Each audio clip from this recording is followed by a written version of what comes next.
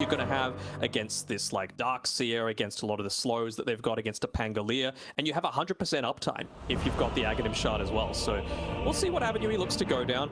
This is the hero that I'm not as confident about. The Venom lane. Incredibly important for Zai to get that kill as well. I mean, it brings him up to level 5, means he can push the lanes out a lot more easily. And I said it before, Disruptor, Venomancer, not super capable of shoving out lanes. So when you've got these TB illusions plus the Ion Shell looking to make your life a little bit more difficult, quite rough.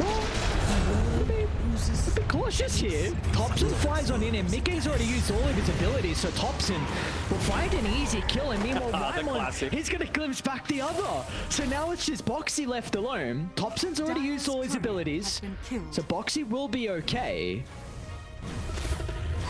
Do know now that Insania can't make any movements. Like, he revealed his TP, he's going to walk back towards the bottom side because basically doesn't matter. Dude, what a hero. Boxy will stop him short. Topson's still got a little bit of trap. Oh, not again.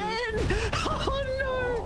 Oh, the amount of times that people forget about Again, it's not a great Aghanim Scepter game, so I feel like you'll probably look to get that into the Kyron Sange, and then who knows beyond then. Maybe then you're at the point where you might want something along the lines of a Shiva's Guard, for example, just for a little bit of that extra armor against the Terrorblade. They see Zai in the jungle. The use of the Observer means that Zai is going to be able to sniff him out. Cuckoo should step in as well for the duel. There we go. This time they're going to be able to pick it up. Second duel victory from Cuckoo. You mentioned the wards prior. This time it was a defensive ward from T1 that was able to scout out Zai's positioning. 9-0-2 already on Topson. He is just bananas. 13 minutes in, he is... The map feels like And look at them. They're just running straight to Matu. The ward on the high ground. Topson doesn't know how to stop, but Mickey going to attempt to roll in front of the Fisher's going to have an opportunity to bounce back. They got Matu nearby with the extra damage, and they're able to bring him down. A godlike streak given over to Mickey, but T1, can they find an avenue to re-enter the fight? Cuckoo won't be able to step in. So I think... Obviously, they want to defend their Observer Ward, and they might look to stick around in this area, but as soon as Topson's alive, he's only 200-300 gold away from his BKB. So, oof, nice. But they'll know that they pop the Metamorphosis to be able to go for that kill. So it gives you basically a minute, maybe even a minute and a half, to be able to make plays where you know the Terrorblade's not going to be a factor. So I think we might see about a minute of downtime, and then it's just all systems go again for T1. The outpost, Mickey's got Zai nearby to play with. Gotta be cautious if they group up with the Static Storm potentials. Whitemon's just gonna lay that down onto Zai. And Topson will charge in as well. He can go over the cliff. Mickey's not gonna expect it. It's Topson. Beautiful use out of the neutral item, but Mickey has got the swashbuckle back up. Just escapes with his life. Oh, he's gone for the blind dive. Oh, clever. Even if he was there, might have been given a lot. Look at under the T2 tower. Cuckoo have an issue with that pipe. Well, back towards the mid lane. They're on to Zephyr and Icepath, and the Rolling Thunder's going to be used as well. Zephyr will get the ultimate off, but it looks like there's no follow-up coming out from Tier 1 to capitalize on the Poison Nova. Actually, Cuckoo trying to close the distance, but Icepath from afar, thanks to Insania, will hold back the attempt. They didn't use the mech or his stick there on Zephyr. I'm a little surprised. Maybe just feeling like... I don't think there's an excuse, honestly. Maybe not the magic stick because he felt like he was dead regardless. But if Cuckoo's there, ready to join in, I feel like prolonging your life for that extra little bit can do wonders. Topson just playing Matu down bottom, just pump faking the onslaught. You go diving onto the top and stops it just... couple of inches in front of him just for the extra damage on the creep wave. I like how they're playing though. They're completely split up the map on link. They know exactly where they are. Smoke's gonna pop. Mickey, no hesitation. They're gonna be in with the combination, but where's the fall of the Fissure? It's on to Arda, but Topson's just gonna want to enter the fight. He's trying to bring down the top of man for the moment, but they need to be cautious about the damage coming up from the Metamorphosis, as Matu will kill the first life, and off to the right side, though they're caught up to Topson, but he's gonna be able to escape. It's back all towards Arna. No one's nearby to keep the Gyrocopter alive as T1. They split up the fight, and it's not enough for them to be able to get back. So his blink was a complete non-factor, and Topson even had the regen rune, so he was able to rejoin that fight if he was in a position to, but Arna's just not tanky enough yet. This will do. It's going to take a while for him to build up that tankiness, even though he has gone for the plus 200 health to the Make a counter smoke happen.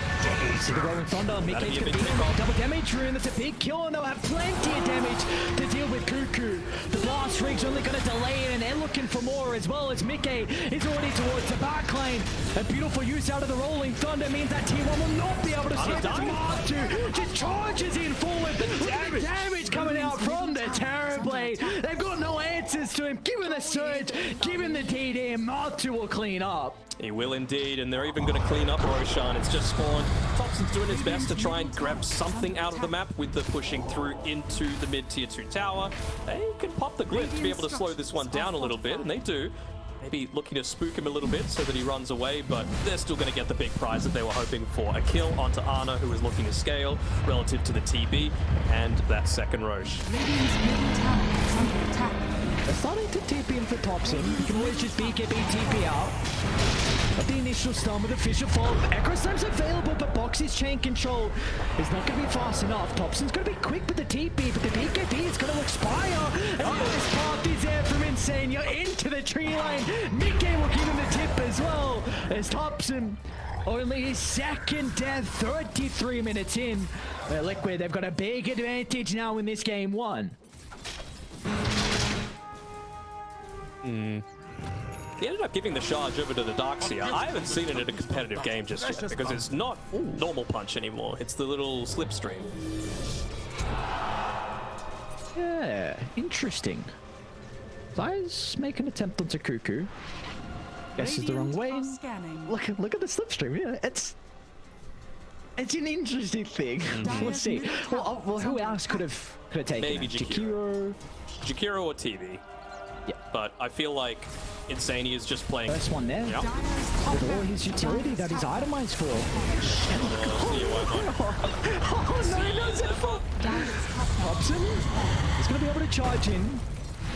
Has to be very cautious. So Be right. So two. the other thing I was saying before with the Primal Beasts, I see a lot of them go that +4 armor uproar per stack, and again against the Terrorblade, very important. But it really feels like T1 recognize that they've got damage issues. You know, no one's dying instantly. Venomancer, slow ramp up damage. Disruptor, slow ramp up damage. Even the Primal Beast to a lesser extent, right? So you're gonna need to 100 to 0 burst someone before Zai's there to be able to assist. And even if Zai isn't there, you've got Boxy to be able to get a stun off, or you've got Insania with his Ice Pass. Like, it's actually insane how much save that they've got because of their great team fight draft that they went for on Team Liquid. Desperate play, and yeah, Cuckoo's pinging out that mid lane. He's saying, well, someone needs to deal with this because our movement's going to become super obvious if we just walk on out here and there's a mid lane pushing into our base. But, well, Team Liquid doing exactly what they should be. They've got the strength, they've got the net worth advantage, they've got lanes passively pushing into T1's base, and they've got the better team fight. So just stick together. You don't need to extend your net worth lead anymore. Boxy playing around his Observer Ward finger, I'm sure, on the Blink Dagger key, just to make sure that he's able to get away, pop any kind of smokes that might be coming from the left-hand side.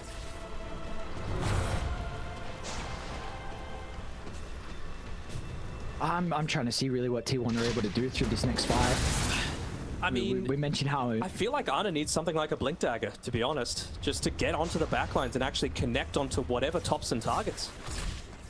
It's not the most efficient thing, but I mean, he's just doing nothing in these fights right now. Yeah, it's a we'll see what they can get out of with this smoke. They have a ward on the high ground, but Boxy picks up an invis as well. He'll probably pop this smoke. Zephyr. Smoke on smoke. Jump in, Zephyr. That's a good ultimate. A couple of clicks though, and Martu just blows up the Venomancer and Boxy with the Fisher as well. Holds the Legion Commander into place, and Ana is on the other side. Let's see if they can get into the middle of the fight with the help of Thompson. They're trying to battle over towards Metaboman, but the Pulverize not making sure there's a single opportunity. I've attempted to finally bring down Zion. Second death when he was the person that gave over first blood underneath the T2 tower. Trying to put a little bit of pressure in onto this mid lane. Thompson, no points in the enchant just yet, so isn't able to get a creep to be able to tank up some of these tower hits. He'll just do it with his own body instead. Try and protect the siege creep for as long as possible, and he's doing a pretty good job at that. Mind Insania just converting the siege creep instead, but Oh, no mana means that he can look to start getting chased down here by Zephyr and get the line right. To help out, but really it's going to be off the back of the power runes and him playing with the Snapfire to find these kills. He's not going to farm his way back into the game because of kind of the greedy aspect that we see. Like Zai needs some room, Insania needs some room, so it's going to be up to him to look to get some kills, and they're going to be bottom. Martu playing with Topson at the moment. They're going to be cautious on tier 1, but the more of it kisses, Topson will go down. See if that's going to be the case. Cookie, oh, awkward usage. Now they're going to reveal themselves. Insania's nearby. Black Hole into the Mortimer Kisses. All the ultimates required to get rid of Topson. That'll be an easy kill for them to find, but T1, they're going to show up as well. Cuckoo's in the neighborhood. Zephyr not having the level 6, however, so they won't be able to close the distance and try and bring down some of the Liquid members. It really feels like Cuckoo's just... He obviously had a good time in the lane, and that's what his hero is designed to do. But it feels like over the last 3 or so minutes, he's lost his identity a little bit. You know, just walking around, not sticking next to the lifestealer as much as possible. With the phase boots in the track, he had no issues being able to catch up to even a very fast hero like the lifestealer. Yeah, I wonder what the call is going to be for Cuckoo. Like, if Lifesteal is just parking himself down bottom, if he looks to just play down there and always be wherever the Lifesteal is. Because it looks like at the moment, Arno, he wants to be top. Farming out as much as possible, opening up the map. With more cams to be able to utilize with the Flak Cannon. Even just Zephyr in a similar sort of situation, right? He's very close to hitting the level 6, but he needs that so badly to be able to obviously catch some of the stragglers. You've got the Stampede, of course, to be able to make it not as big of an issue, but just to be able to block off, for example, a full set of stairs could be huge for T1's chances. Just get a couple more of those shuriken tosses, the Janata, the Cuckoo. It's coming down to this bottom side and trying to kill Oxy. Radiant's bottom tower is under attack. Zephyr with the wraparound. Level 6 was just picked up here for the Clockwork, so it should be able to hook on forward if required. Mickey's going to be cautious of the move, but has a little bit of extra movement speed thanks to the Stampede to close the distance, and he's got plenty of mana as well. So Cuckoo's going to end up going down under the tower, but the rest of T1, they're starting to move down bottom. Going to be Wymon, along with Topson with the wraparound. Mickey's got plenty of mana to be able to zip away. Let's see who else they want to go for instead. Martu's in some trouble, but the Rage on cooldown is going to be relying on the armlet toggles. In fact, Infest is up as well, so we'll just jump inside the Enigma and Liquid are out. Yeah, a little bit of... Oh, nearly died there on Zephyr. A little bit of a mistake there from Whitemon. I understand wanting to preserve your TP for as much as possible, but it really felt like if he made that TP rotation in, Soul Rip in onto Cuckoo, he would have survived. He was underneath the tower. They're going to go back in. Under Topson, they've got the Mortimer Kisses. They need the instant control, and that's what's going to come out from the Vortex. But see if the damage is going to be enough afterwards, and Wymon sustain. That's not even there. Only 1 point in the Soul Rip, so another death onto Topson's Enchantress. Liquid are doing a very good job in the early game, even though the lanes went T1. I think he's got full mana, so I really don't think it's too much of an issue. Most level 12, 750 gold away from that Aghanim Scepter for Topson. Lane, Zai's gonna jump, it's onto the Undying. They've got the point-blank Mortimer Kisses. They're gonna be able to cancel this instantly, but the damage of his McDowell is now Cuckoo's in trouble as well. Mickey's got plenty of mana to close the distance. Now they're gonna turn to Topson, completely surrounding the Enchantress. A black hole utilized with no way to stop it. As Liquid are just starting to build up too much momentum, it looks like T1 don't have the answers. It feels like this is what they picked the hero for. Top lane, Cuckoo. They've got the Infest bomb with Zai jumping and Boxy's nearby as well. An easy kill for them to find. Boxy's already got the Veil to play with as well, so just buffing up more of the damage. And Cuckoo, you just mentioned 2 items away from the Aghanim Scepter, and that's going to continue to be stored out now. Feels a bit pubby, but I'm assuming the thing that T1 are looking to play for, they've got the Tumblr's toy, they've got the Sproink available, and they've got the track available. So, am I wrong? The triangle, Martu. Okay, with the help of the Mortimer Kisses, gets an easy kill onto Whitemon. A hook to the backline goes Zephyr, but it's got no follow-up. No, meanwhile, towards the triangle, Ana trying to body away Matumba, he will be able to do so. They're even going to use this Stampede just to retreat away from Topson. So, yeah, nicely done actually from Zephyr being able to stop the Mortimer Kisses early. You see that they know he's got the Sproink now, they know that he's got the Tumblr's toy, and you're going to have the track as well. So you're always going to be able to land multiple of these hits, and then you can just see he immediately queues up the Dragon Lance. He's gone Hurricane to pick up his his farm, but it's more important for Cuckoo in my eyes, considering how important this this Roshan fight's going to be. Touché. They got the vision to jump in, no messing around from Liquid. They're going to try and block Cuckoo. A 4-star 3 position, but they'll still home onto their target. As the Mortimer Kisses is enough to get rid of their bounty hunter, and now Zeph is in trouble as well. But Mickey, he's already looking for the +1. Martu's into the middle, the damage is plentiful. Meanwhile, off to the other side, Ana is stuck inside the black hole, but he's actually able to secure the kill onto the Enigma thanks to the Scepter. And Ana's going to try and man-fight Matumba Man, but the Life Stealer is way too far. The Dry doesn't have the items to combat Martu. Now they can Roche. Toxin, Mickey with a zip on forward with Mortimer Kisses. Thompson doesn't have the health to keep his own life, and Martu just instantly cleans up another hero towards the backline. Liquid, 8,000 net worth lead, tier 2 tower, next on the chopping block. And Ana even made the walk back to try and be there with the rest of his team, but they're just too squishy. I mean, Oh, they were going to scan. They see that the bounty hunter's nearby. Zai tries to get the stomp.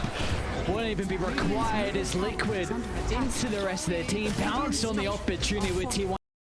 Thompson again. Kiss is still on cooldown for another 15 seconds as T1 they are playing behind the Enchantress. Zai's going to find an angle over the cliff line. It's a pretty decent hook shot from Zeph up, but Thompson still is the first one to go down as now Liquid will turn to deal with the Tombstone, and now they can clean up the remaining forces onto T1 as a stampede to close the distance. No escape out of Cuckoo, and Ana is nowhere to be seen. As T1 lose 4, they bring down no members of Liquid, and that's up the high gun they go again. It is for sure, and it feels like maybe T1 are thinking, look, our high ground defense, it ain't too bad, but yeah, this is looking rough for sure. They've got the minus armor from the AC, they've got the Deso, they've got the potential with the little shredder as well, just to completely take over this T1 base. Probably going to get a second lane. This is a carbon copy of game 1.